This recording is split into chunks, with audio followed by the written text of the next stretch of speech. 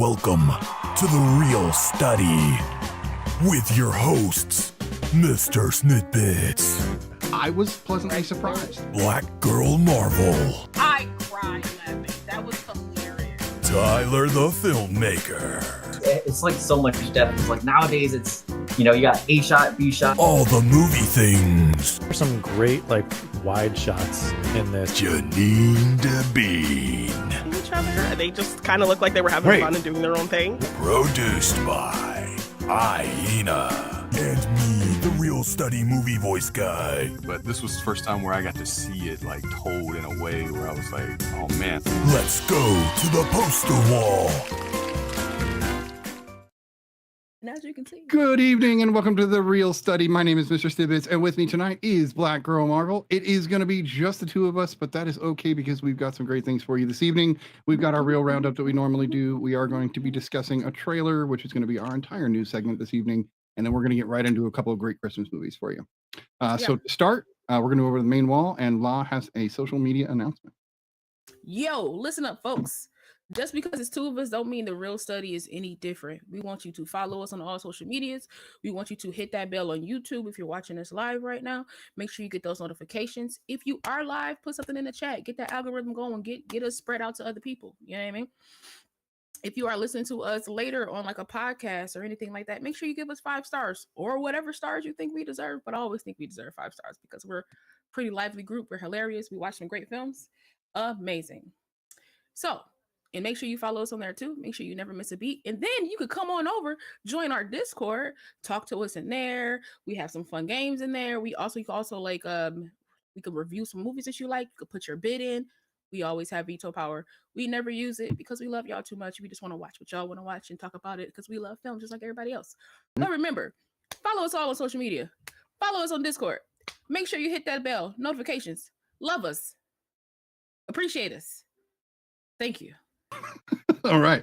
That said, we're going to get right into the Reel Roundups. And it's funny because we were talking in the Discord earlier and I had asked everybody, what are you guys watching this week? And La tells me, oh, I'm watching just a ton of Christmas movies. And Biggie comes in, oh, I'm also watching a ton of Christmas movies. And then I stop and I go, well, that's weird because I've been watching nothing but future dystopian films and Twin Peaks. So the opposite of Christmas movies, right? Yeah. Right. So why don't we start off with the non-Christmas and then we'll try to make the whole rest of this Christmas and hope, if you will. Okay, so the movie I watched this last week that I want to talk about is Furiosa, the Mad Max saga. And I wasn't sure. I think Anya Taylor-Joy is amazing, but I'm not always seeking out her work. So this one wasn't sitting on my radar. I had to watch it. I enjoyed Fury Road, and of course I like the old Mad Max movies. So everything was telling me I should watch it, but I wasn't running out to see it. So I finally sat down and I was impressed. I did not expect this movie to be this good. Other than maybe some of the CGI, which is just the way the world is these days. I really think this movie hits on all marks. I think the acting is phenomenal, both from Anya Taylor-Joy and especially from Chris Hemsworth as Demented. That dude dialed it in. And I love that he basically just said, I'm not a himbo and everything. I can play a real depth field character. And there's tons of backstory they don't even tell us about Dementus. I love that. So let me finish it, then I will absolutely hit you up. So I love the connection to Fury Road. I love that this is one of the few prequels, and anybody who knows me knows that I am not a fan of prequels or legacy sequels kind of as a rule. I think that they're money grabs for the most part. And so when I see a prequel, I'm usually really weary and I go into it really just kind of, what is this going to be?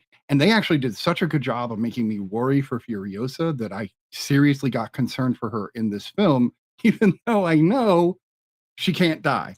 Right. So that's a big feat for me. I still was like, and on the edge of my seat. And the beats that this movie hits, the fact that it goes through these beautiful cycles and it takes place over a long period of time, all really lean into it. So much so that at this point, my wife and I are watching through two dystopian future films. We're watching through Mad Max, the entire 5-film saga, as well as the Hunger Games entire 5-film saga. And we're watching them one after the other. So we're doing Mad Max, Hunger Games, and back and forth. And it's been interesting because they're both about two very different futures, but they're still really, really good. You were going to say something about Furiosa. I was also saying about Chris Evans, even though Chris Hemsworth. I'm sorry, it's too many Chris's out here. So many, especially Marvel Chris's, right? My God. Okay. But Furiosa, I will say this: Furiosa was a great film. I enjoyed that. Mind you, I haven't seen any of the Mad Max films, like OG or remake. You never saw Fury Road? No, I've never seen Fury Road. So I'll watch Furiosa first because I think I got like a ticket to it to see it for free or something like that. All right. So I went to go see it. I was like, but here's the kicker. I own Fury Road. You own it and haven't seen it? No. Fury Road picks up literally right at the end of Furiosa. Like quite literally, the opening sequence is okay. Like the credits of Furiosa are the intro and some of the scenes for Fury Road. Right. Okay, because I'm gonna watch it. But what I wanted to say about Chris Hemsworth is, I really enjoy his performance because it was so different from anything else that I've seen him do. It's still a bit. I'm not saying 1,000%. I'm saying it's still a bit Chris Hemsworth because of the accent. I can't really. And when he does jokey things, I'm like, that's Chris Hemsworth, right? Like a little bit right there. But I'm not gonna hold that against him. He still was like amazing in this film, though. He was amazing. He got to be Australian at least. Like, yeah, no, finally, right? Bro, like finally. It's like Idris Elba. When was the last time you heard him play a British guy? Like it's really rare. Like he does, but it's not often. It's very rare. But most of the time, he uses his American accent. But right. I don't know. I was very proud of Chris Hemsworth in this film because I just felt like he got to act, and not to say, because for me, the only time he was really acting in Marvel, in my opinion, was the first 2 Thor films, and after that he was like he was jokey and comedic, and that's Taika's fault, in my opinion. Right? No, in our opinion, sir. In right. Opinion. That's right. We agree on this one. That's right. Yeah. So in our opinion, so to see him kind of step outside of that, he was still funny. I'm not knocking, because he does have. He was still timing. Built and like he was still burly, big and burly, but he embodied a character.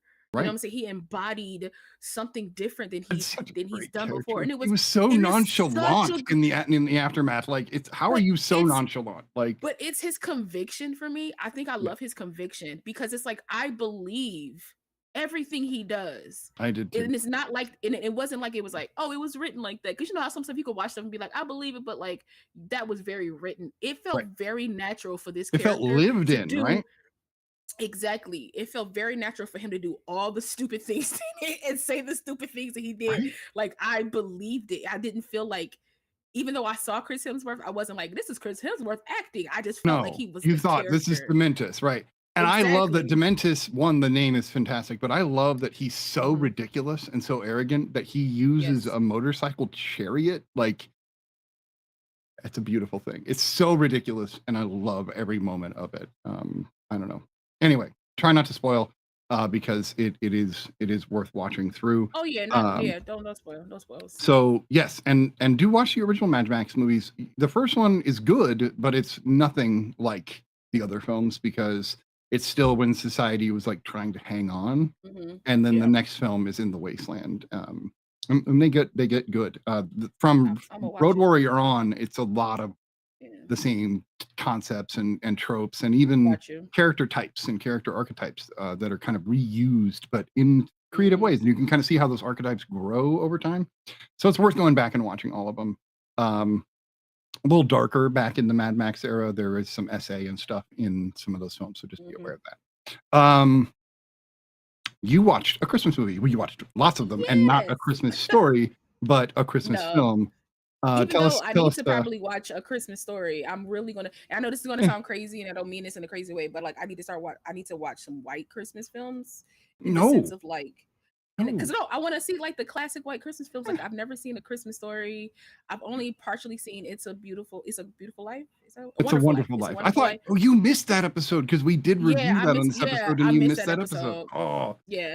So that's like, my white person Christmas movie right there. Yeah, and I feel like there's some pretty decent like white folks Christmas movies that I could partake in. I'm not like above it or nothing like that. So. Every time you introduce me though to more Christmas films or even more Black films, I'm always like, oh, this is this is the shit. This Yeah. is good. I love it. I always want you to partake in this. I'm actually making a list. There's a lot of reactors right now on YouTube watching Black films. So they're watching like a lot of Tyler Perry films, a lot of like Boys in the Hood and things like that. They're watching a lot of these movies. That was my first experience with Gina King, and since we were watching her, nice. So, yeah. Come on, I'm going to make a list because I feel like there's a lot of films that I haven't really like touched on for us to watch that I think just from like a plot line standpoint and like how it's filmed standpoint, I think it'll be really good for the podcast. So I'll be curating it for the new year. So you're thinking like actually Boys in the Hood? Because I know that Bassy's never seen Boys. No, wait, she's only seen it but once way back when she was a kid. Yeah. Maybe actually Boys in the Hood, like even if I do like a theme thing, because it could be a couple of like, like hood movies. I like to put up. So you what, like Boys in the Hood, Menace to Society? Something like that. Or like those are like, that's like, a lot of like no, that is a lot heavy stuff. But we've done it before. So it's like it's not, so I think like, but I'll curate it too. So it's like maybe if it is a heavy one, maybe it's one that's like still heavy but a little like light in there as well. So what, like I'm gonna get you, sucker, or like maybe like why not? Don't be a menace. Yeah. Or even like CB4, which is like a lesser known Chris Rock movie that nobody talks about. Because it's such a weird spoofy movie that you have to like have knowledge of certain movies to watch that to get it. Because if you don't, it's stupid. It's dumb. It is so ridiculous. But yeah, if you know the tropes. But if you know the tropes and if you know like the references, same thing with Don't Be a Menace to South Central. Like if you don't know what they're talking about. What about Boys in the Hood with New Jack City? I'm not mad at that.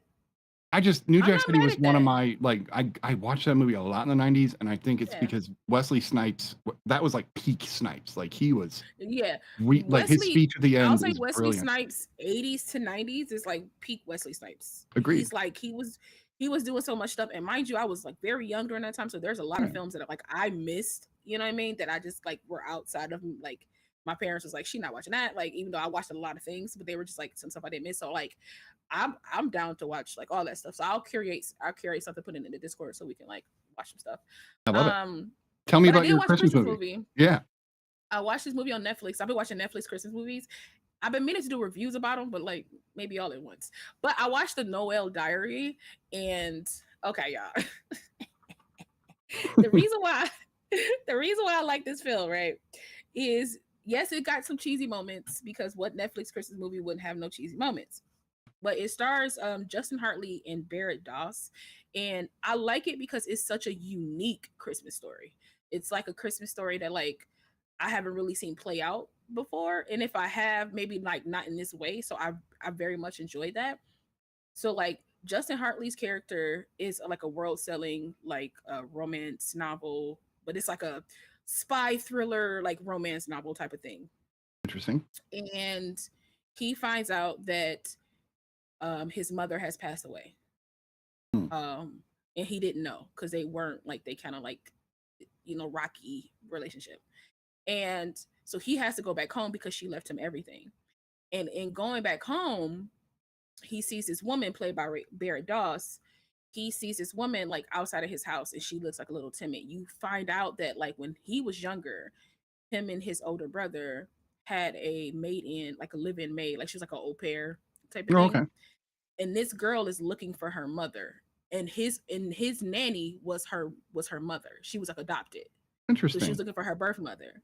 And so it's literally the story of these two people kind of on the same journey because like I'm gonna spoil it. I'm sorry, y'all. It's what it is. I'm sorry. But it's like, a Netflix Christmas movie. I think you're okay to do that. You might get people to watch it by doing this. I mean, please watch it because it was actually really good. So we find out that his older brother died when they were children, and just a weird accident. Like he slipped off a tree and died. A branch broke and he died. So, the father just disappeared. He left. He couldn't take it. The mother spiraled, became like a hoarder. Very like it was a whole thing. So the father left. So like, you come to find out that the father has a lot of information on this woman's mother.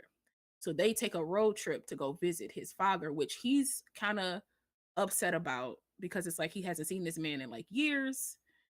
And so like on this journey, these two people realize they become there. It's such a seamless interaction that I believed it. Because you know how some Christmas movies, you know, these two people gonna get together and it's just it's a stupid way. It's like she trips, he catches her, and it's like they lock eyes, and it's like, oh my god, like you just I think went through like most of the films in the 40s and 50s like in one statement.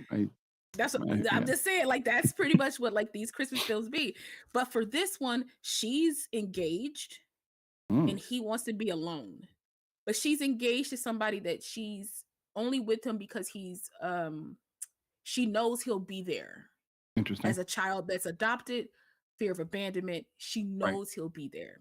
Right. And these two people fall in love with each other. Play, the easy play, because there's no hurt there because she know he'll be there. Right. And so these two people go on this like journey together, pushing each other to be better. Like they push each other to be better. Like don't run away from your father because you know, like I'm looking for my mother. Like, you know what I'm saying? It could be way worse type of thing. And he's like, but why are you with somebody that you're not secure and comfortable? You know what I'm saying? You're not like, you don't laugh with this person. You don't have a good time type of thing. And they find out that they love each other, but she's afraid. So she tells him she doesn't and disappears. Mind you, he goes and finds her mother at, she's like a nurse working at a hospital. He finds the mother, says that he met her daughter, and the daughter and the mother never meet. In the movie, ever? In the movie, they never meet. That feels disappointing. No, but the way that they set it up, you understand why. Like the daughter was like, "I'm okay getting this." So she found her way without meeting her mother, basically. Yes, she found her way without meeting her mother. I like that. And the mother was like, if she ever wants to meet me, tell her I'm open to it, but I don't want to like push her or anything like that. Can I ask you about Netflix and holiday movies and these kinds of movies? Does it not feel like Netflix is becoming the like higher tier Hallmark in a sense? Honestly, it kind of is, not just from the Christmas movies, but just some of these like lovey-dovey films that they put out. But even their action films are like action Hallmark movies. No, it is, because it's like it's very the writing is very like, I hate to say rudimentary, but that's the only word I have right now. The same people that are writing for Netflix write for CBS and NBC and ABC and the mainstream TV shows. So it's Chicago PD and like, the same people are now writing for Netflix, you know. Right. And then it's like those films are, I mean, those shows aren't like highbrow, like they're not like, you know, just written. If you're surprised watching one of those shows, you don't watch a lot of television or movies. And maybe that's my problem, like, or our problem, because I know you have that problem too. Like maybe we watch. Basti talks about this too. Like we're overly critical because we're like, that was dumb. I saw that coming a mile away. I hate everything about this. And people are like, how did you see that coming? And I'm like, because I've seen this character and arc 1,000 times, and I know exactly how it will end. So exactly. Oh, and the movie is called The Noel Diary because the girl's birth mother name is Noel, and she left a diary behind, hoping that her daughter would find it one day. Because no, for sure, like or like I'll do like the Leonardo DiCaprio, like, did the thing, because her mother in the beginning shows her as like a teenager. Her parents did not want her to have a baby. They made her give this child up, and she wrote a diary of her life with this family, about everything, even things that the boy didn't remember, because he didn't remember her because he was so young. Interesting. So he didn't even know that it was like that there was a connection there. So that's why it's called The Noel Diary. So I just want to let y'all know that a little bit tidbit. But go watch it. It was really good on Netflix. I enjoyed it. I will say this might sound really, really dumb, but my favorite scene is when him and her are walking down the street, and he moves her to the inside of the street so he could walk on the outside of the street. No. And it was just seamless. And you don't see that a lot in films. You just see two people or you see them like make a point of it, right? Like they're like walk on the inside, right? Which is good. Like, but it's very good. But this one was just it was just like a smooth transition. Like they like you would do in real life. Like the dude would just move for sure. Out, right? Like it was played very, very well, because I've seen it in movies where the person be like, "Why are you walking on that side of the street? You know you're supposed to be over here," and the girl is like, "No, I didn't know." When we get to this Christmas, there was a moment that made things very real for me, and it's the cigarette. And I'll explain when we get to it. That said, before we move on to Go ahead. the Go ahead. news segment, I want to show off a few things here. Oh yes. We did Unboxes from Mama episode 2 episodes or last episode, but 2 weeks ago. And I finally got some of the stuff from Ryan in Boxes from Mama, and I really wanted to show these off. These are the disc Nooks that they have. And this is the Xenomorph one, and actually like can put its claw around a DVD, which is really great. Love it. And of course you can paint them. You can even buy them from him hand painted, which they're more expensive, but he does a great job at them. Yeah. And then we got one for Batsy, which is of course the ghost face. Nice, the ghost face. Which is really great. And so these go up in your movies between your discs. So if you need some extra space, although collectors are going to try to fill their shelves. But hey, and then my wife went nuts for me this Christmas and got me some great physical media. She got me the Mel Brooks entire Blu-ray collection. Oh, wow. Very cool. Right. So now I'm going to have to figure out what to do with my Young Frankenstein. Maybe if Allah likes it, we'll have to get it over to her or something. But she hasn't seen it, so we'll have to wait till she sees it. Then I got I might be like, Carl Sagan's Cosmos, which was a 1980s documentary special. Wow. This is one of my favorite things in the world. And then she got me George Carlin's Frickin' Everything, which I love my wife. Oh, that's She's nice. amazing, right? Yeah, it's all this stand-up interviews, all sorts of behind-the-scenes stuff. You might want to keep her. I'm planning on it. So you might want to pull a Casper and keep her. I'm just saying. Right. Yeah, that's my plan. So we got something special. We don't normally we'll do the news, but there is some good news that broke this week. We finally got to see the new trailer for James Gunn's Superman, which comes out July 11th of next year. And Law and I, although we've already watched the trailer, we're going to watch it again right now, and we're going to give you a live reaction to what we think, and then we're going to talk about it a little bit before we get to our films. So here we go.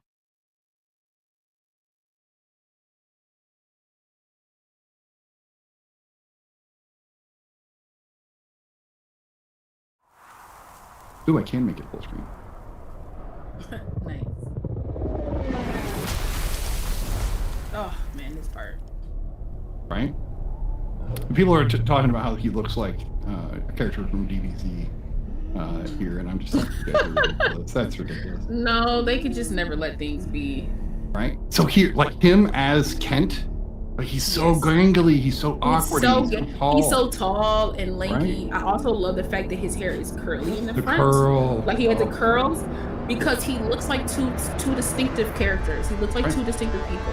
He slicks his hair down when he's Superman, right? Yeah.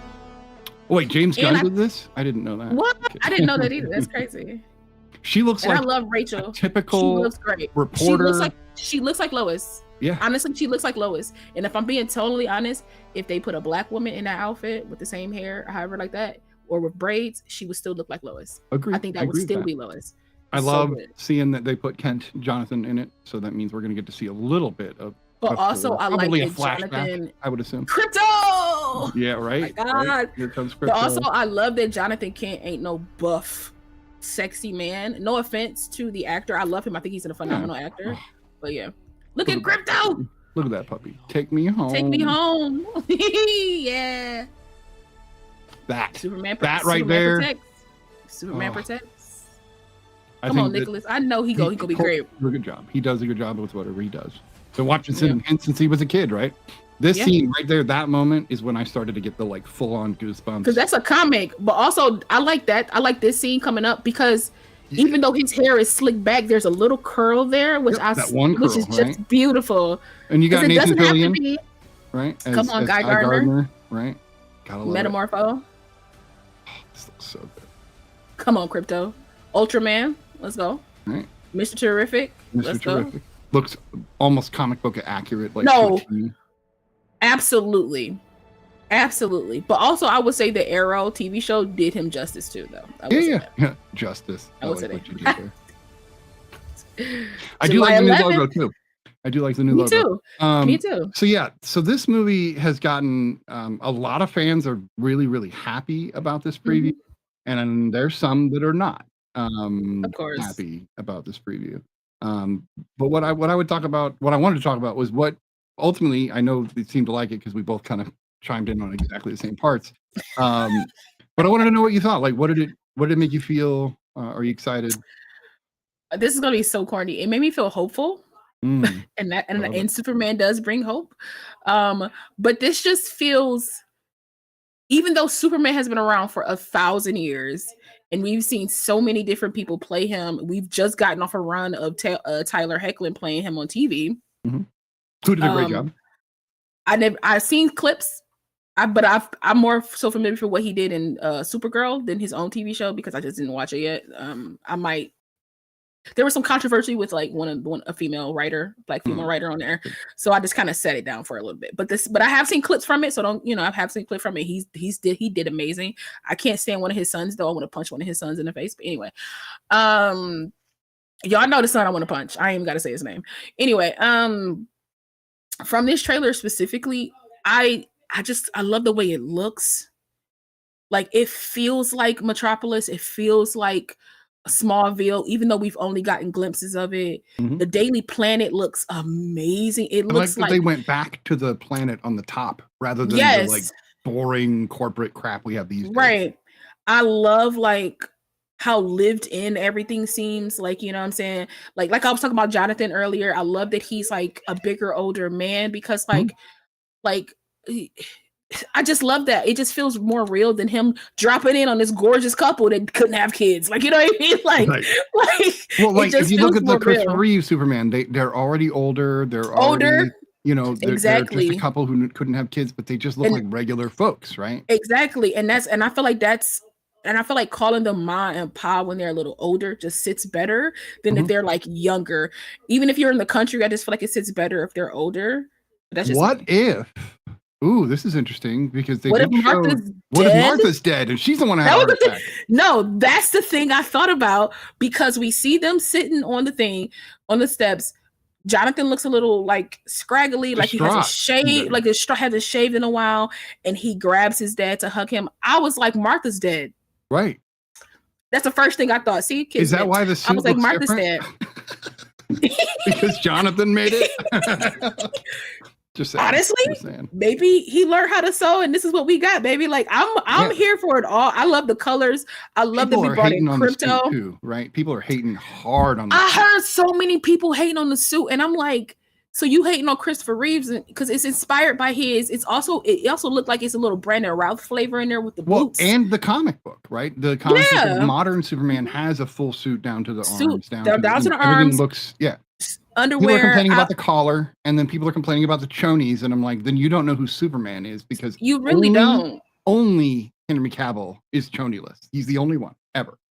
Yeah, so I don't know what people are talking. So about. I don't know what people really was looking for or really wanted. And the curly Q too. People are using slanderous terms to talk about the Q. I love his hair because this takes place probably now. This probably takes place in 2024. Right. Now, if it doesn't take place in 2024, that's neither here nor there. I think it does because look at the clothes; they're very modern. I would love it if it just doesn't. There's no year. It's just honestly, you ain't got to tell. Listen, you ain't got to tell me the year. But from my perspective, if you don't tell me the year, I'm going to assume it's 2024 or 2020 or it's 2025 because just like when you watch the original Superman, you're like, oh, this movie takes place in 1978. It absolutely exactly because that's where my brain goes if you don't tell me the year. So in the cars, technology, and the cars and everything, you feel me? So it's like this is what it is. But I love that like it's not dark. No offense to Man of Steel, because you already know how I feel about Man of Steel. I love Man of Steel because it was such a different. I know you don't. We won't get into this. And I'm just saying my thing. I already know. We've already had this. We're going to have a SmackDown on here one day about Man of Steel. We're going to have now we got to wait till this comes out, and then we can talk about all of it. No, for sure. And I'm game for that. But like, no offense to, Man of Steel, because I did like Man of Steel because I liked that it was just different from all the other Supermans. Because sometimes it can get redundant. Okay, he's here for hope, but is he wants to be a human. But is he human? He lived among us enough to be more human than Kryptonian. So like, I love that. You feel me? And I love that Man of Steel kind of gave us that. But I also like that we're kind of going back to like a younger Superman, a younger Lois. No offense to everybody else that has been Superman and Lois, but I love that we're kind of going back to this hopeful, going back to this like he's not perfect, because that shot of him coming down, whew, and all you can hear is his breathing throughout some of it, the majority of it, and like he's bleeding. Like I was hooked the moment bro hit the ground. Who kicked his ass? That's what I want to know. Because that's what I want to know. Yeah. I want to know right now who kicked his ass. Because it's not like we don't know that there are people that can kick Superman's ass. No, for sure. The magic, and there are some pretty burly. Because think about it. Hawk Girl with the mace can can honestly make him bleed with that because of the material she's a badass. What I like and what I'm hoping for, at least in the next trailer, although I don't want to overdo it on trailers with this because I want as much of it to be fresh as I can. I'm just glad to see what I saw. But I'm really looking forward to... This might be the only trailer I watched, though, by the way. Yeah, that's where I'm at. But they didn't show Supergirl, and she's going to be in the movie. So I'm okay with that. But she might... I'm excited because Supergirl's the next movie they're making. They're literally the second movie is Supergirl, one minute of tomorrow. And so she's one of my favorite characters. But I want it to be my Supergirl. Wait, which one is your Supergirl? Flash Supergirl. Oh, so okay, yeah. So you're looking at her. The Arrowverse Supergirl. So don't get me wrong. No. The live action, like the movie The Flash, Supergirl. Oh, okay. So the alternate Supergirl. Yes, I thoroughly enjoyed her performance as Supergirl. I really did, and I really thought that like James Gunn might have brought her back to be Supergirl. Because all you got to do is make her hair blonde and make it long. I still feel like she could play a really good Supergirl, but that's just me. I think Alcott was a perfect. That's just me. Selection. No.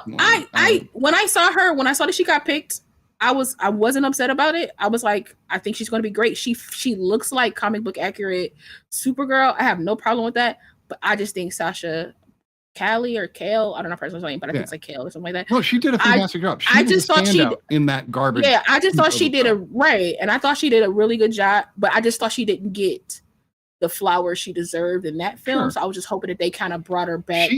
She actually came out and said she was happy to have played her even just as much as she did, and she was she did, and that she's hopeful that Alcott will do a great job.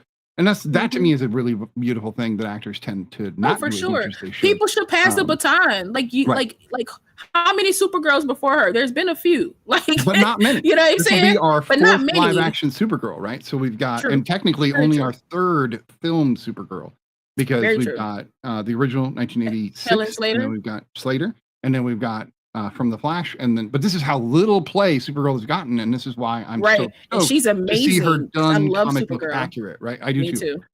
Because she's Superman without limits, and that's what I love about her. Mm-hmm. She's like, I have your power, but I don't have your resolve. So let's see. For sure. And also, but they also she was already a teenager when she got here, pissed off that she lost the family.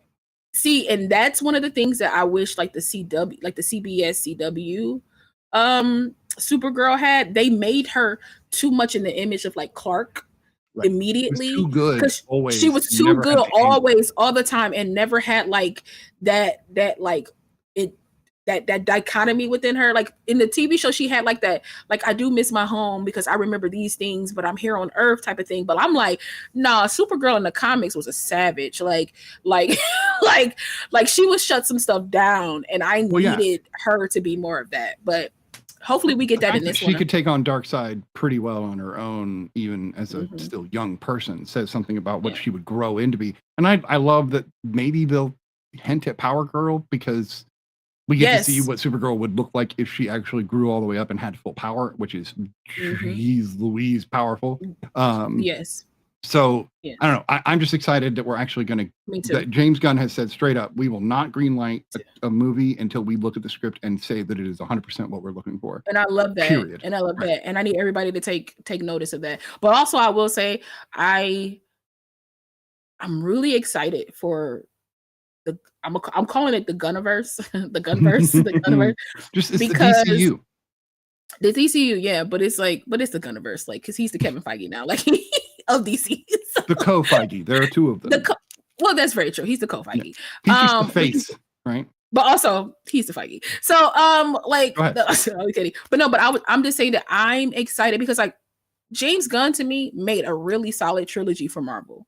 To me, Guardians of the Galaxy, hands down, might be one of the best Marvel trilogies. No offense to Captain America, but I never really quite liked the first one. If you look at the caliber of the three films, if you were to like tier them, Guardians nails it. Guardians nails it for me. So it goes down a little on 2, but then back up. But it's still it's much. But it's still kind of the opposite of Star Wars, right? Like, but it's the opposite of Thor of the Thor trilogy. Well, Thor just kind of goes downhill.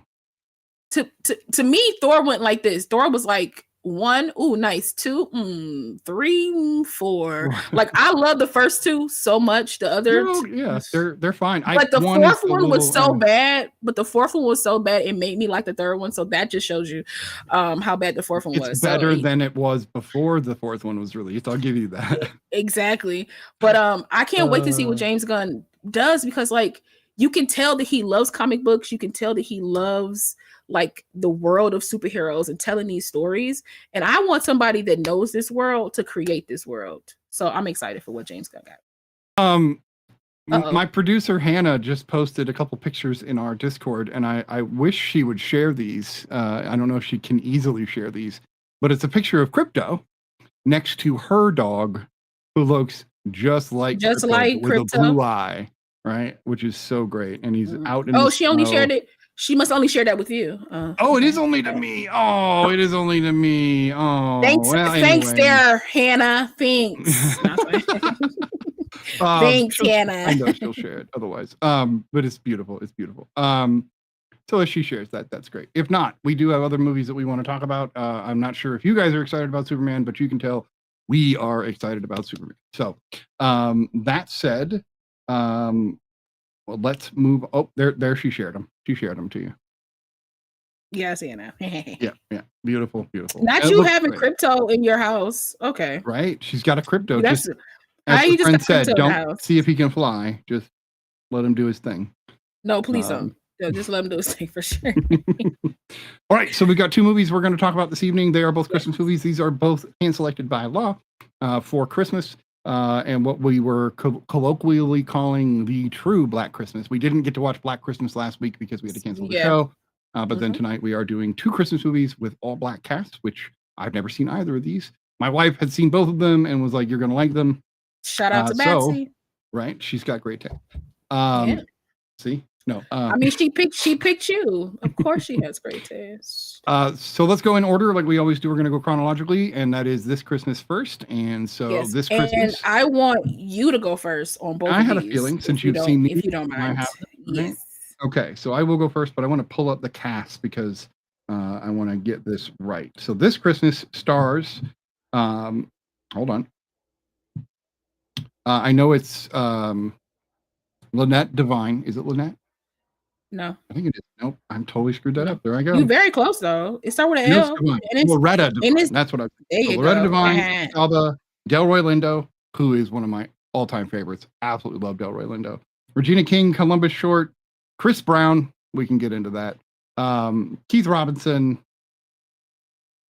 Mekhi Phifer. I don't recognize most of the other folks, but those are the most famous people in it. And it's essentially just about a family who has been broken due to the main father of the family just deciding, very Coco-like, to just disappear and go do music. Very Coco-like. Well, it's the same kind of story in a way. But instead of, she does the opposite of what, the mama does in Coco. And she basically forgives him instead of being mad and saying no music, which is my daughter's favorite part of that movie. No music. This, I didn't, any movie you go into, you don't know what to expect, but I love most of the actors in this film. And I hadn't seen it, so I'm sitting here almost 20 years later. And like I said, Delroy being on screen, to me, I will take Delroy Lindo over Morgan Freeman every day of the week as a wise older man with a great voice. I think Delroy's cadence is phenomenal and very unique. And I think he brings a passion to his acting and a believability to all of his characters. Even in The One with Jet Li, I think Delroy is fantastic. And I don't even like Jason Statham, and I like that movie because Delroy carries that film. Anyway, I digress. I like this dynamic because it gives you basically what most people deal with in their family, which is turmoil amongst folks who don't always agree. When Delroy's character, when Joe starts talking to Quentin about God, that's the kind of thing that I've seen happen at many families, and they don't want to talk about this because somebody does and somebody doesn't believe, and it causes these rifts. Being an ex-person from the military, watching the brother go through the ridiculous nature of going AWOL and Yeah. carrying his service weapon to a club. Yeah. That made me angry. I was like, dude, if you aren't court-martialed just for that alone, you know, and then it kept unraveling. There's a lot of like weird little spoilers in this movie that will shock you if you don't know them ahead of time. So spoilers beware. I was shocked when they were married. I was shocked when she said she was pregnant. I was shocked at all of those things. And then he's AWOL. I'm like, what is wrong with this guy? This guy is such an idiot. And at first I didn't feel bad for the girl. I'm like, oh, poor white girl. Okay, whatever. But eventually, after enough and I'm just like, this poor girl, oh God, this poor girl is just trying to like live her life and be in love with this guy, and he won't introduce her to his family. It's you know, and it's all him. It's not that anybody cared. We got to see that. They're all more shocked that they didn't know who she was than they cared that she was a white girl. Not at all. But once we get towards the end of the film, I start to realize this is all Madeira having her insecurity, and then all of her kids have that same insecurity now because she still hasn't gotten over Senior at all, and even dealt with the fact that she's divorced him and hasn't told anyone. And so this is everybody. I don't know. I really like this film. Wildly predictable. Don't get me wrong. I was literally going, okay, Joe, you better show up. Where's the money? Like, I was literally saying these things out loud as they were going because it is a baseline story. But if they're done well, it doesn't matter. Like, you can have all the tropes line up and I'll still like your movie if you do it well. If you cheap out on me, I'm going to be mad. But last thing I'll say, and then we'll get into what you think, and then we'll have our discussion. Idris Elba can go screw himself. Okay. I am so tired of these beautiful men ruining it for everyone. Okay. They're ruining it for everyone. He's beautiful. He's musical. He can dance. He can probably fucking sing. I don't know, but he kind of can. I don't know. All I know is that I'm like, dude, you've always been this, and most men hate you. I'm just saying. I think you're an amazing human being and actor, but that's so great. Still, fuck you. I'm just saying. I apologize. Oh my God. Said, La, what did you think of your umpteenth time watching this? Yes, we can say umpteenth. We can definitely say umpteenth. I don't know. This is not like I won't say this is like a Christmas staple for me, but I do watch it like yearly, like not even like around Christmas. It's just something sometimes I just put on sometimes. Okay.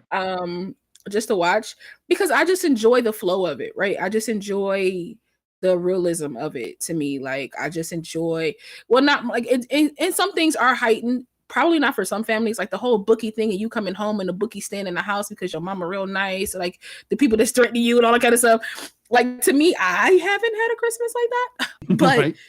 This is a story that needs to be heightened with something. And like, this is what writers do. They heighten things. So like that didn't take me out of it or anything over the 1,000 times that I watch it.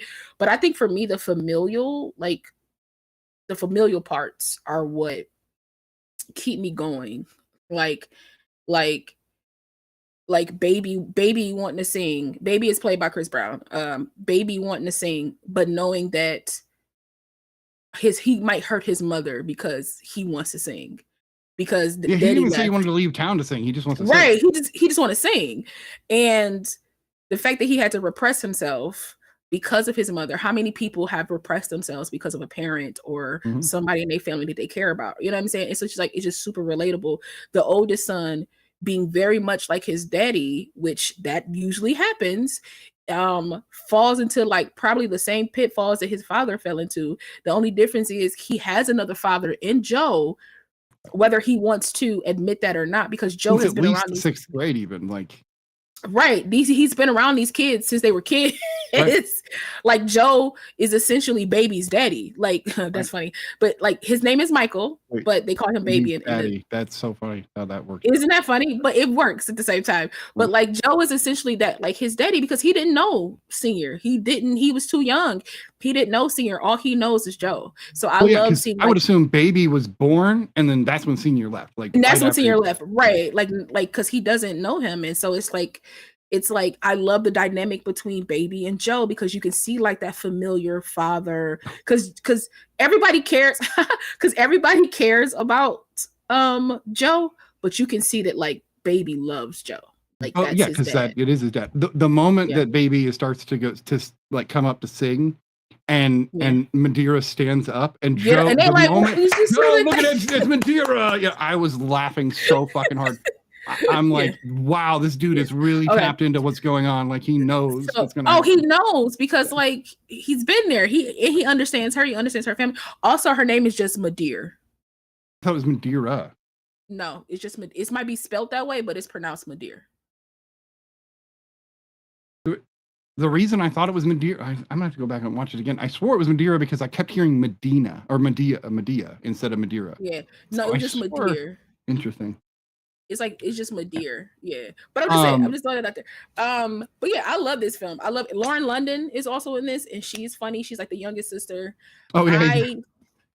I think because like one of my favorite scenes is she's like ho ho ho, like where's this cousin? There was a couple of those, like she's like he already got his hoe, right? Like he already he's like well, ho ho ho. Like I just love like the family dynamics. Everybody felt like family. It didn't feel like a stage family. It felt like a real family. Well, what's weird about that is it's really rare to have such a thing happen with nothing but attractive people. That everyone in this cast, with the exception of Mekhi Phifer, is gorgeous. I'm just not a Mekhi Phifer like. And to me, I think he's attractive. So like, yes. Everybody, so you think everybody is? For me, he's like everybody the one I'm like, ah. But like, I was just looking at Regina King, and because even Sharon Leal, and then Lauren London, and they're all gorgeous, but in all completely different ways. Like they're all gorgeous for different reasons, and I'm just like, fuck this family. Idris Elba is the oldest brother. Like seriously, how are these people? And even Chris Brown. Like we can talk about problematic Chris Brown, but this is 2007 Chris Brown. He was still young. It's an attractive kid.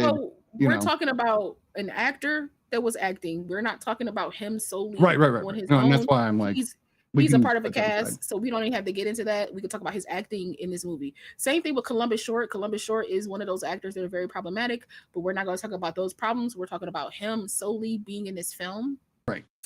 And I think he did a good job too, being like a military man that's kind of like just not even just like, because like they didn't have a lot of the military in there for me to be like, well, he didn't do this, he didn't do that. But like from what he, like from when they showed up and he went right into attention, like, you know, certain things. I was like, okay. He even put his hat under his shirt or under his arm, which is the way you would have done that. Like they did pretty good on all of that. Now I was not in the Marines. You know, I leave that team. You're right. But you still were I was in the Army, so that I have a decent idea. All I know is his lieutenant colonel would be so pissed because if he's carrying a service weapon, that means he's a freaking officer, not an NCO, which means because they don't give NCOs guns. That's just not, they don't do that. Okay. So because he's an officer, he would be carrying a pistol, and he took his officer's pistol, went AWOL with a gun, and went to a club with that gun. And pulled that gun out. And I love the way he pulled that gun on that guy. How cool he was. He was like, go ahead. No, please go ahead and say it again. I really want you to.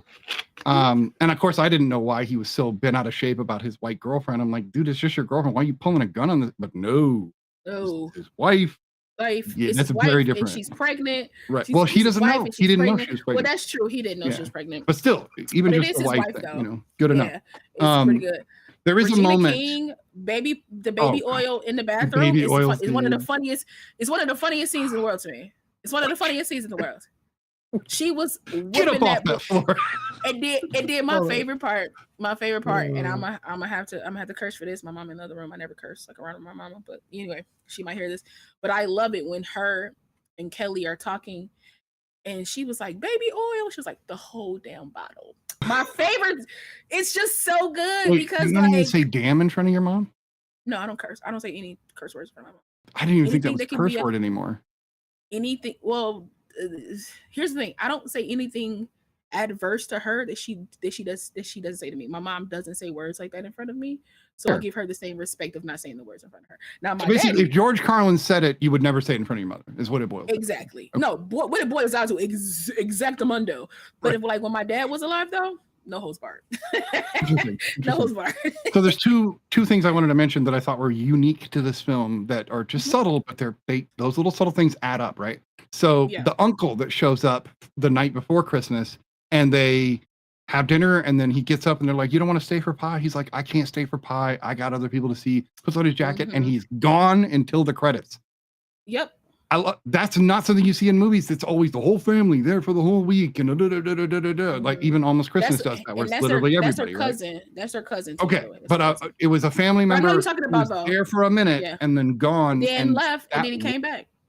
And it came back only for the little fourth wall breaking scene at the end, which I loved. The other scene was when Mo and Dude find Idris and find Quentin. That's the one part about the film that threw me, because like, why would, if she didn't know who they were, why did she say, yeah, come see my brother? I didn't like that. That was a little odd. But she did that because yeah, it's where you got to go back and rewatch that part, because there's no reason for her to brought him home. Because who was that, Lauren? Because she says, look who I found, as if I knew these two guys. No, I remember that scene. Okay, I had to like really go back in my brain. They say his name. They say Quentin's name. That's why she invited him back to the house, because she was like, look who I found, when she said that to Quentin as they walked into the house, because they said that like, we're looking for Quentin, like whatever. They said his name, and she was like, oh yeah, that's my brother, like da da da, and then that's why she did that. I love that the cops were there. I didn't expect that. I thought he was bullshitting them. But that's the scene. So the scene is, as soon as she goes inside, they start kicking his ass, right? Yeah. And so the second punch after he mouths off to him, he gets punched, and a cigarette that he had in his hand gets hit, and the sparks go everywhere. And it looks like that was either an accident, or they tried to emulate something that would happen in real life, where somebody gets their cigarette hit. And it's such a subtle thing, but to me, I was like, "Oh, that's really got in a fight." I feel like that was an accident. That's what it feels like. It was like because it was a real cherry that like exploded. Because I've seen it happen on a real cigarette before, so I'm like, that was weird, because but a good effects team. I love that though. I don't know if they had an effects team on this Christmas. I dig that. That's a small thing that you enjoyed. I really do. I think, but those are the things that make a difference in a movie to me. Like, if I can see a believability moment, I'll deep further in, right? Yeah, Regina needed a better guy than that. Lisa deserved better. Laz Alonso always plays a shady person for some reason. And most of you might remember Laz Alonso as he is in The Boys. He plays Mother's Milk. Oh God, that's right. In The Boys. But my wife was saying, and I love this, she was like, she's got nothing to worry about. She is gorgeous. She will pick up any man she wants after this dude. Even if she doesn't have the skill set that she expected to have in order to become successful on her own. Exactly. Besides, she could go back to college. She could do all sorts of things. It was just. And was this the film where I think it is. Is this the film where she did she talk about having like miscarriages because of him or something like that? I don't think so. Or maybe I'm mixing it. Okay, I might be mixing it up with something else. He just made her cut his steak and shit like that, like really oppressive, like wife shit. Right. But I think it was like, and it's funny at the table when the sister is like, should you gonna chew it up and feed it to him too? Like, or no, she said, pass the plate over here and I'll chew it up for him. Oh, right. So she's like, I'll chew it up for him. Because like she was just doing everything. He was just sitting there. And I'm like, I pray to God I never fall in love with one thing, if the dude had a broken arm, or if he was disabled, or like you got a problem, that's fine. That's different. But you're a perfectly good, perfectly good human being, as far as able-bodied human being. Sir. Right. You're an able-bodied human being. And on top of that, too, you cheating on a woman that literally takes care of you. You were cheating on Regina King. You were cheating on Regina King. Like, she takes care of you in all of the sense. What are you doing, sir? Yeah, no. That doesn't, they needed to find a different actress for me to believe that. But think about it though. It happens in real life. Halle Berry is one of the most attractive women in the world, and she gets cheated on. People cheat on people not for that, cheat on but people for other not reasons, for that, but for other reasons. Yeah, like 100%. you could be the most beautiful girl in the world, beautiful man in the world, and still get cheated on. Sadly. Hannah, were you able to load the Krypto and the doggy pictures, I should say? Because I would love for people to see your puppy. Pictures. Yeah, let the people see your lived in. While she's loading that up, she said she'll put it in for us. Okay. So we have another movie, and there's only two of us, so we can probably sum this up and give our ratings. Yeah. I think we've covered most of it. I do love the way it ends. I love the family coming together and Quentin coming back. You know, Now that's a soul I'm train. leaving. That Nah, we know that's you're a soul coming back. train that I like. Not Beetlejuice. Right. This is the type of soul train line I like. Right. Okay. Now I was kind of doing. thrown. This was another reason it brought it up for me with Idris Elba is that Lauren London is started. You know, she's doing a little twerking, right? And they're like PG-13, and then she goes down the aisle over to Idris, and then you know, on all over it. She makes it PG, she makes it NC-17 instead. She made it PG-17, like where like I'm here for it. But it had to be Idris. Like, damn that Why man. Anyway. Because that was like at the height. That was like at the height of like Idris being like Idris. And Lauren London wasn't with anybody or had any kids inside. I'd have shot my shot too, girl. Go ahead. I know. And it like he only keeps getting more attractive. That's the part that I hate. It's like especially men in general. Men just always keep getting more attractive. Not that I hate that. Sometimes, honestly, I feel like for some reason men are uglier in their youth They'll than they split are sometimes. Some dudes will get real ugly. Yeah, somebody get real ugly. But I feel like sometimes men in their youth, not to say they're like ugly, but comparing them to like how they mature in their adulthood, they look way better. They have no neck. Yeah, they have no neck. They have like no shoulders, no body, no build. Their pecs are flat and boring. Right. But they still look nice. And then it's like as they get older. It's like Timothy Chalamet, right? He's a good looking dude, but he's skinny and funny. But man, when he hits like 30, I might be very attracted to that child. Leo is a good example of somebody who like he was a kid, man. Like all of a sudden, all of a sudden, man. I don't know how he did it, but like from one year to the next. I'm down for the Silver Foxes because you can literally look at the trajectory of like I always bring him up when I talk about this, but Steve Carell, if you go from 40-year-old version to like he looks so terrible in that movie. He looks so if you go from 40-year-old version to like I don't know, maybe the movie he did with Toni Collette or whatever, they was like in the seas or something like that. As he got older, he just got better and better looking. And then when he got the silver, the black, the salt and pepper, and the glasses, I said, that's a good looking man right there. I don't know what he eating, what vitamins he taking. I know you like Chris Pine a lot, and I think he's attractive. Do you like him now in his full beard surfer look kind of thing? I don't like the surfer look because it's giving dirty, but I know that he was doing that for that movie that he was in, like Poolside or Pool Party or whatever. I think he kept it. Was on. Here's the thing about that though. I don't mind the beard and stuff. It's the outfits for me. Okay, so you like the beard, maybe shorter. Yeah, maybe you want shorter. That silver fox short beard. It doesn't even have to be shorter, but it has to be cleaned up. Like your beard and with like a suit underneath. Oh, thank you. Right. I try. No, you succeed. Your beard looks very nice. Like it's very like cleaned up. It's not like there's not like 80 hairs sticking off of it. Right. You know what I'm saying? Like it's just it's uniform. You should see me on Friday before I shave. He's like, I look like the Grinch. It's a whole different story. Like I just I kind of do. But you have it's nice and it's framed to your face. Right. And I could tell that you probably like brush it and just I do brush it, but I fake it's not framed to my face. It's what makes my face look like it has shape. Okay, well that's fine to me. It works. I cheat. My chin stops right here. I'm screaming. I have no chin. If you were to look at me and I looked I would have no chin. I literally have no chin. But it works though, Sniddy. Like you made it so like it works for your face. But you should see my dad. I need the same thing. Jaw and a chin, like a strong jaw and a strong chin. But I got my mom's chin, which is non-existent. Whatever. Okay. We're gonna move on. Let's rate the film. You got the beard though. Right, I know. And I got his beard, which really makes for a big difference. And what's weird is I look a lot like him. It would blow your mind how much I look like him. Now I need to see a picture in the future. Okay, I'll do that right now because I actually don't mind putting a picture of my pops on here. First, I gotta find one. Holy crap! Listen, if you put a picture of your dad, I'll put a picture of my dad. That's right. We both have lost our papas, haven't we? Yes, we have. Yeah. Another thing that connects us. Another thing we have in common, right? Yes. But this Christmas, go check it out if you haven't checked it out. It should be on like Prime Video. It should be on like Tubi, Pluto. It's on Hulu. Actually. Hulu, yeah, I think it's on everywhere. Right. So there. Oh, now you did that quickly. Jesus. Picture of me and my papa. Oh, hey, Pops. Yeah. You see his gray hair? And now look at me now. Yeah, man. Yeah, man. You got your I didn't look like him as much there because I had no gray in my beard. But as soon as I had kids, I started to look like him. I mean, kids will do that to you. Say that again.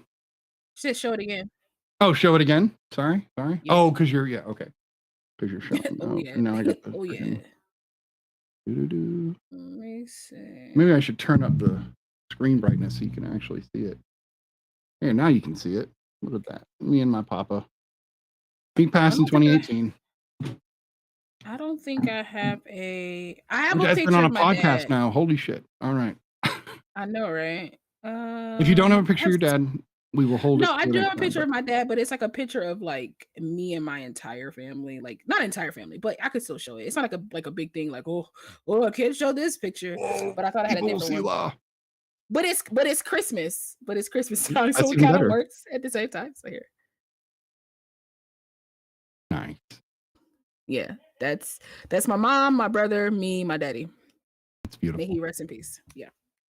Thank you for sharing. And no problem. And my shirt is a Disney shirt. It has like the Disney, like the Disney castle.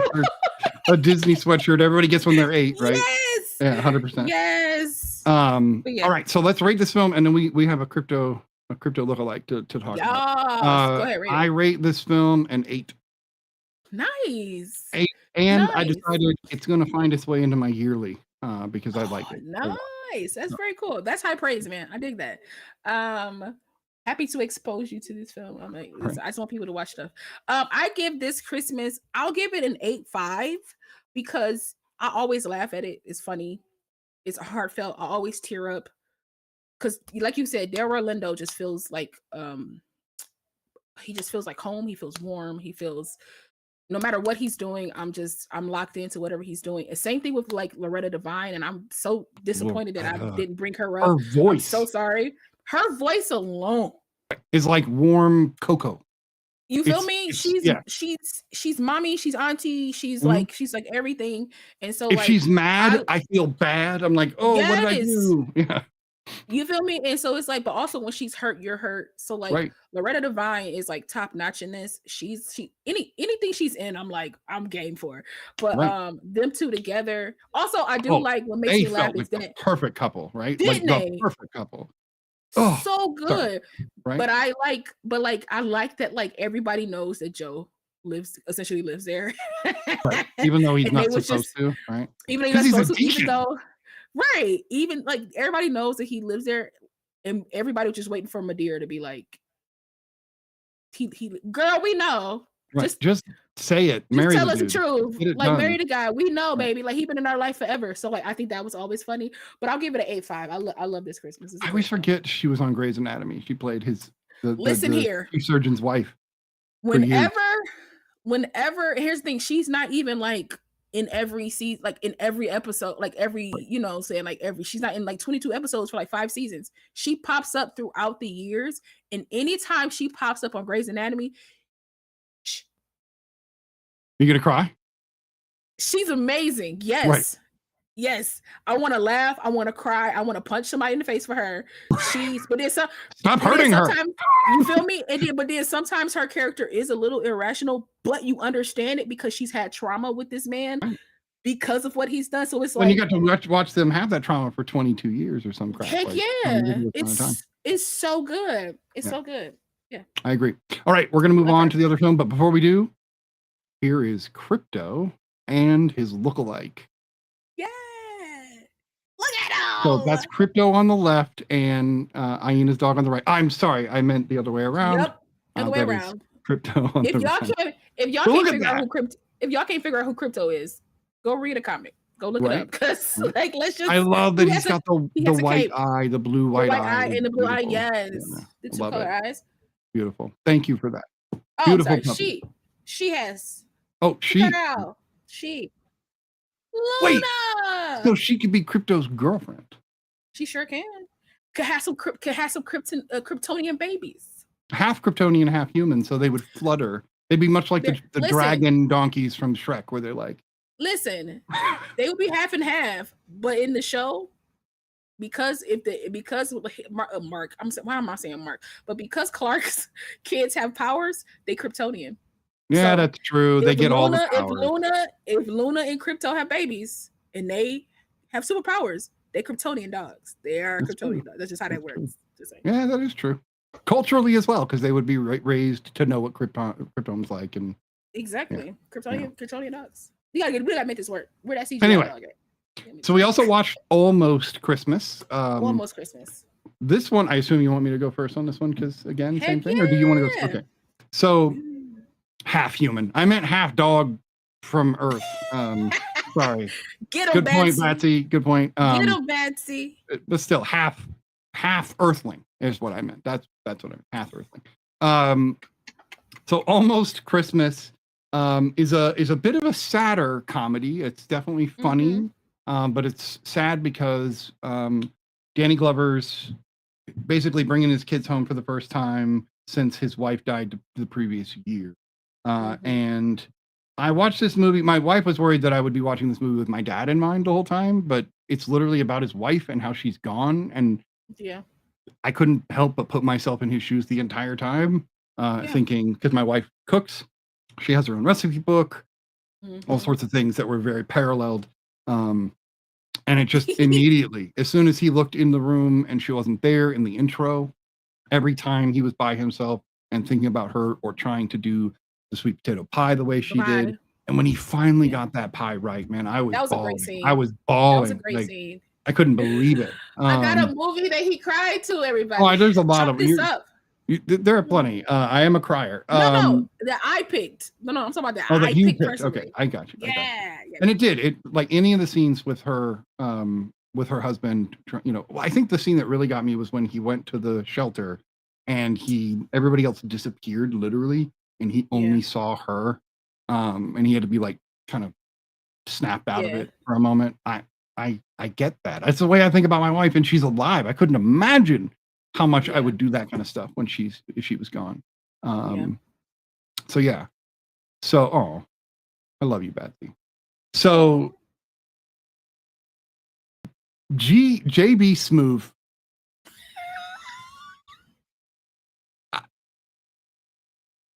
I don't want to I think he does fine. He does the roles he's given really well, but because the roles he's given are this guy, in everything I've ever seen him in, I have trouble distinguishing whether JB Smoove is this guy or if he just plays into the comedy. Because there's a lot of people that do this. Like, I was trying to think of the guy that from Ghostbusters and Die Hard that everybody thinks of as Dickless, right? I know that's not what he's like, because he's a very kind person, but he plays that character so perfect. So well. Yeah. So I'm trying not to judge him as a human, but every time I see him on screen, I cringe and go, what are you going to say this time to piss me off? Because he's either gross, or he says the worst things, or he's a despicable person or something in these movies. And he follows that to a T in this film. Lonnie is a real piece of shit across the board. Like from the moment you meet him. Yes. Immediately. Till the last moment we already know who his character is without having to know any backstory about his character. Right. And I struggled with that. Danny Glover, veteran, beautiful. Danny Glover. He really brought it home with this. Gabrielle Union played a bit different character than I'm used to her playing. She's usually strong, but in this she's playing strong, but is actually pretty broken and pretty weak. Pretty broken and low self-esteem. Right. And her and Omar Epps, I really liked that. I thought that was a great, fun play back and forth between them. Their play back and forth feels very Hallmark to me, but continue. Really? See, I don't know. But not in a bad. I don't mean that in a bad way. But continue. But very cliche, right? Very simple and cliche. And I agree. But again, it's a movie at Christmas and families. How are you going to avoid the cliches without? Awkward. Yeah. They felt like they were still in high school, and I like that. Well, they should, right? Because that's the last time they interacted properly. Yeah, but that's what it felt like, and that's what I mean by Hallmark and kind of cheeky and corny. But I don't mean that in a bad way, because I love my corny stuff. But go ahead. Now, can we talk about the window scene? Because ultimately, she was saying no, but he was trying to help her, but she didn't like where I don't know. I felt really awkward in the scene because I'm like, she's told you no, you should probably back up. Yeah. But you didn't, and she's weirdly okay with it because that's not really what she was saying. But at the same time, I don't know. It's a weird scene. I don't know. But I get it though, because I think for one, that scene was being played for laughs, remember the time that it takes place in. We are in 2024. Nothing like that will ever be. This is 2014, so this is, I guess it's Me Too and whatnot. It's pre like Me Too and you know all that kind of stuff. So like that scene, when I watched that scene, I was kind of like, yeah, this couldn't play now. Yeah. I was like, yeah, well, especially just him pulling up her skirt and looking at her tattoo. What are you doing, dude? Why are you touching her? Like at all? It's like it's a good thing, but also it's one of those things where it's like there is a familiarity there, even though y'all haven't seen each other in a while. There is a familiarity there, so like there's like a bit of a pass. And also, baby, you look like almost like listen, but also, honey, you look like Winnie the Pooh. And he is trying to help, and that's why I was torn with the scene. Right? So he really is. Like he didn't step behind her until he couldn't get leverage. He waited until he could get leverage, right? And it wasn't like, and that's why I kind of like it can be problematic if you. I feel like if you look through a problematic lens, you can see the problem. But then if you don't look through the problematic lens, you're like, I mean, that's true anyway, right? Quirky little scene where she could have stayed in the window because he could have walked away, and she could have just stayed like he did with the cicada, right, or something else. He walked away from her, and she's screaming help. That was so funny. So it's just like one of those things where it's like it's a little problematic, but he helped you because you just can't accept help. And I love when her daughter sat her down and was just like, that was such a funny scene. She's like, focus. She was like, with my boyfriend. When did you get a boyfriend? Mom, focus. Mom. That's not the subject we're on right now. So what did you rewatch this time? How is this another umpteenth situation? This is another, like, I'll say not umpteenth, but I'll say a few hundred times. Like, it's not an umpteenth, but it's a few hundred times. I watch it every month and on Christmas 3 times. Exactly. You know what I mean? This is simple. This is what everybody does with films. I like Almost Christmas because I love that it's just a family being a family.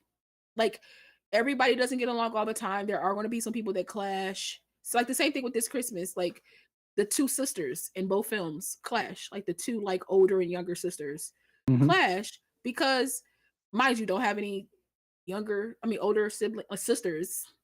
Barely got younger sisters who ain't my sisters type of thing.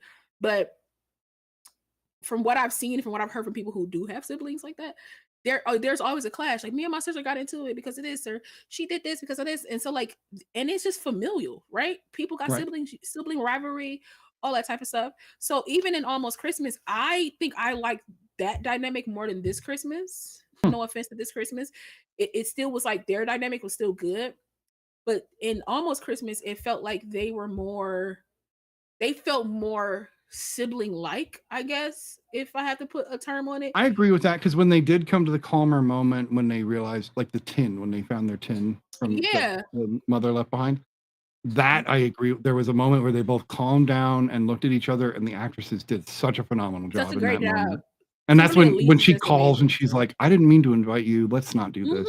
I was like, wow, she really does care about her sister, and they're just using petty arguments to build on, and it's really sad. Right. So I liked their dynamic. I liked that it wasn't like a I hate you just because type of thing. It's like they deeply love each other. They just are at odds with each other because of how one lives their life, how one does another thing. Like, and that's just sibling stuff, right? That you can kind of like misinterpret or. What I liked, which was interesting, was both films relied on the fact that one of the daughters or one of the sisters is really successful and the other one is more of a homemaker type. It's not quite that way with Gabrielle Union. She's just a single mom trying to make it, but it's still the same idea. Like you're putting a lot of what you want to do on hold for someone else. Right. For somebody else. And it's like, and again, the older sister is the sister that is in a relationship that she shouldn't be in anymore, that she knows should be done, but it's like, this is my norm, this is what I do, this is how it is, type of thing. And so they're like very similar movies in that way, but they're different in another way. But they're very different in like plot wise and things like that. Well, one of them is missing a mom and one of them is missing a dad, and it seems like when you're missing your mom, you're way more aggressive, right, than when you're missing your dad. For sure, you're missing your dad. At least because that's think about it though.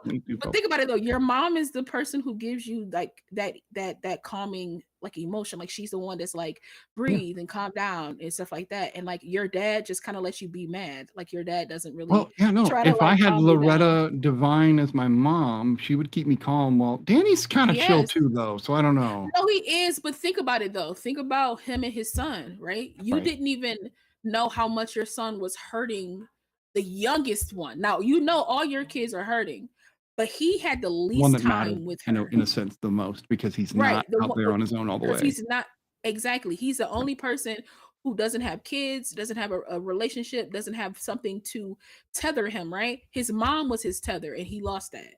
And as the dad, you should like see that, pick up on that. But he's just like his daddy because they were doing the same thing. Right. He was taking pills to numb the pain. He's selling the house to numb the pain. And y'all both wrong. Right. Like y'all both wrong. But I like this film because it just hits on different people. Like you got the auntie, which is the mother's sister. Dude, Monique. Oh my fucking God. Monique was she great. Owns this movie. Monique was great in this. Yeah.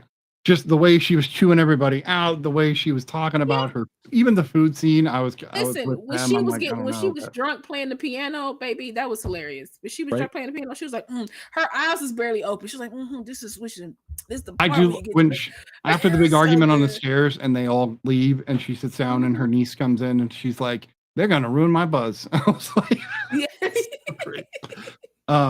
she chewed it up. And she embodied like the auntie that does a lot and talks a lot about what she does. Right. She embodied that auntie a lot. I'm pretty sure a lot of people got aunties like that is very successful because think of all the things that she's done. They all sound great, but because she's bragging about them so much, nobody wants to hear about it because you probably talk about this every Christmas. Oh yeah, she wears the same outfits that she won't shut up about. I wore this on tour with so and so, and nobody cares, baby. Like just put on some clothes. This is from James Brown. Like, nobody cares. Nobody. These kids don't even know who James Brown is, so nobody cares.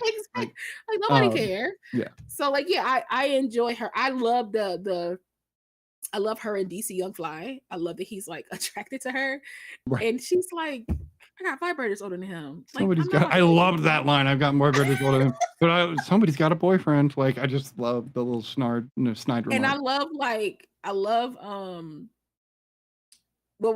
what is her name? She plays Romany Malco's wife. I can't remember her name right now. I don't know her name. When you say it, I'm gonna be so mad at myself. I gotta find her. Nicole Ari Parker. Yes, Nicole Ari Parker. When her and Danny Glover and Monique are all sitting watching them play football and everything, and she makes a joke and then she laughs into Danny Glover's character, like she's laughing and they're laughing together. That didn't feel scripted. That felt very real. That felt very. It is just it elevates the film, like how you were talking with this Christmas. To me, it elevates the film to a point where it's like they like each other.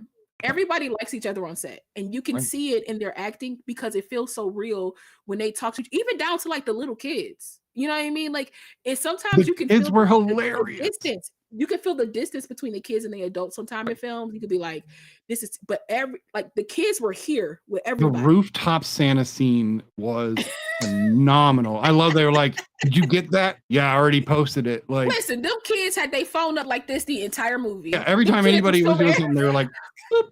They didn't mess around. Listen, which is very realistic. Like it's so realistic. The little boy is hilarious. He's great. He is my favorite part of the whole film, and he barely in the film. Like he in the whole film, but he's like barely in the film. He is my favorite character because when they're at the table, and Lonnie's girl from the Piggly Wiggly comes in, played by musician Carrie Hilson. For anybody that remembers Almost Christmas, played by Carrie Hilson. I love when like the picture is going around and then he puts his hand out and his mama slap his hand away because he want to grab the phone. Brunson is his name, by the way. Oh, nice.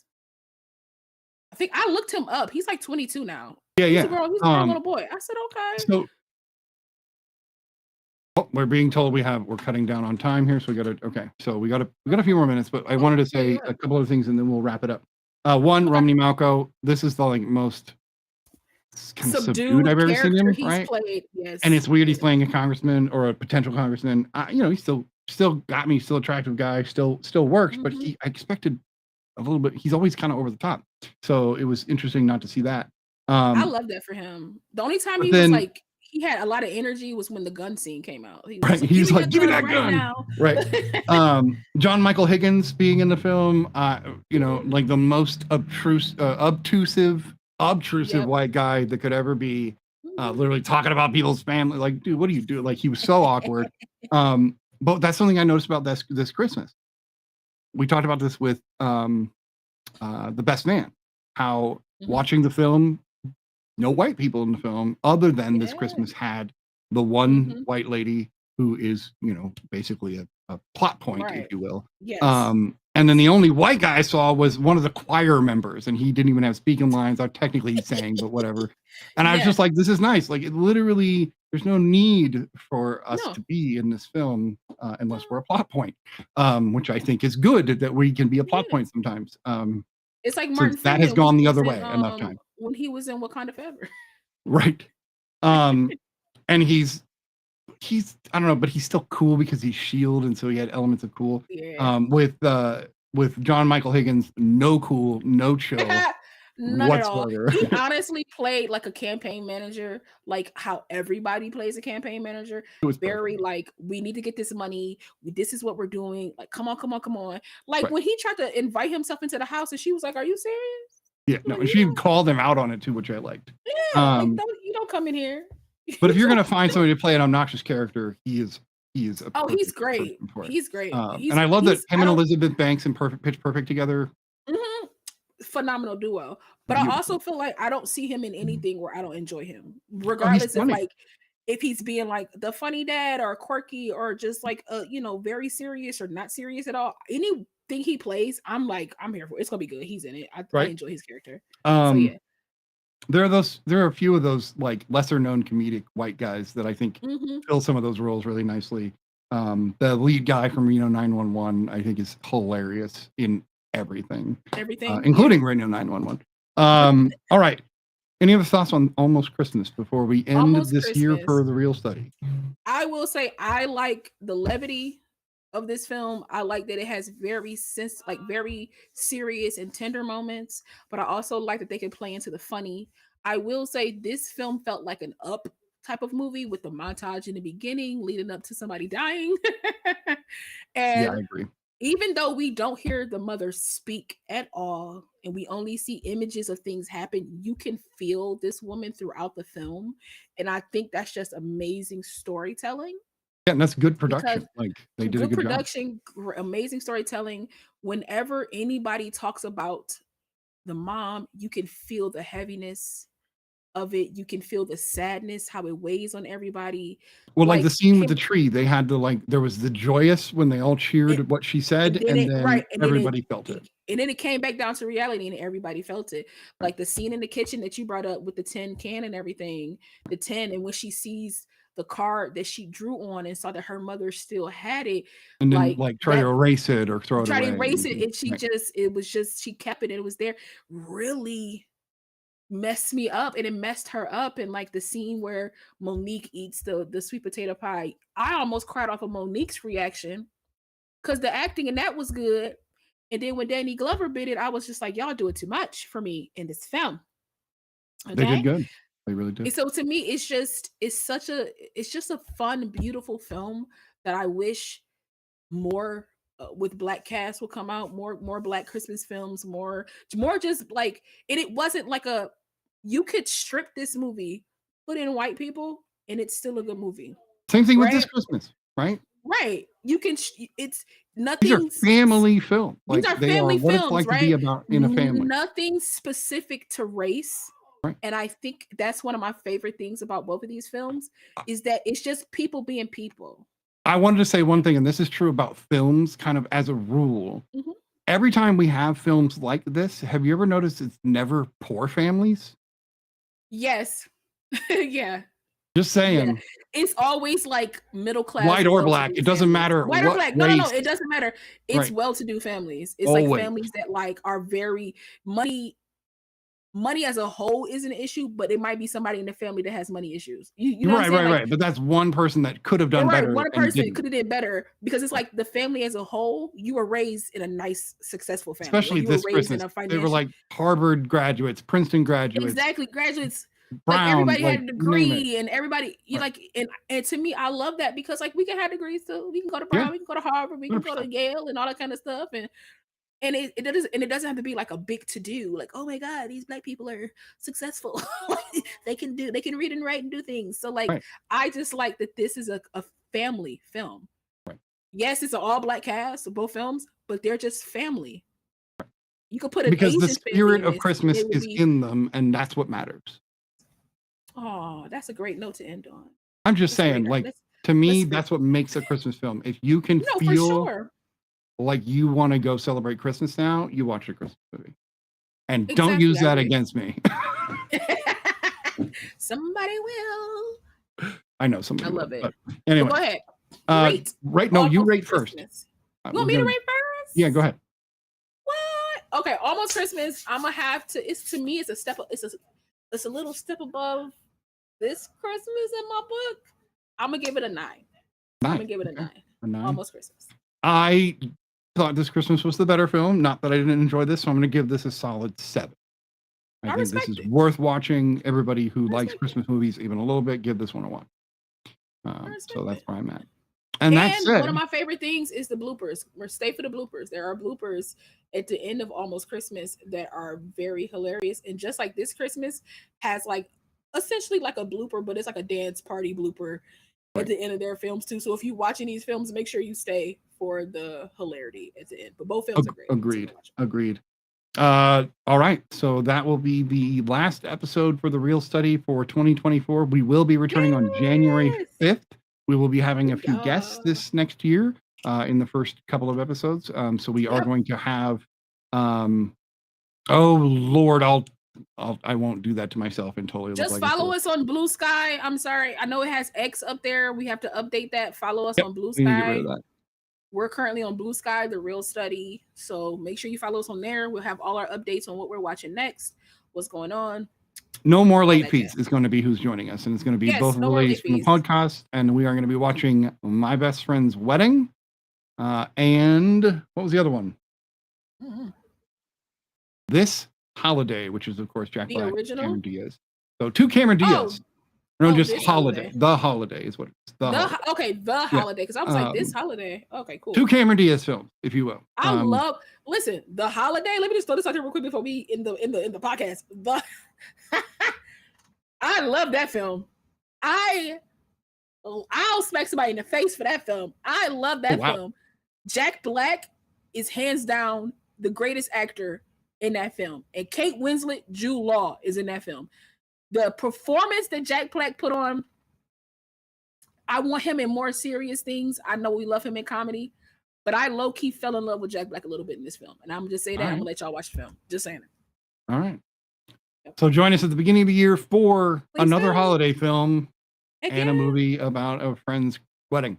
That said, this has been episode 13 of season 4 of The Real Study. We thank you for joining us and have Thank you a for joining happy us. holidays. Merry Christmas. Follow us everywhere. Happy holidays. Merry Christmas, y'all. We'll see you guys next time. Maybe. No, I'm saying we'll be here.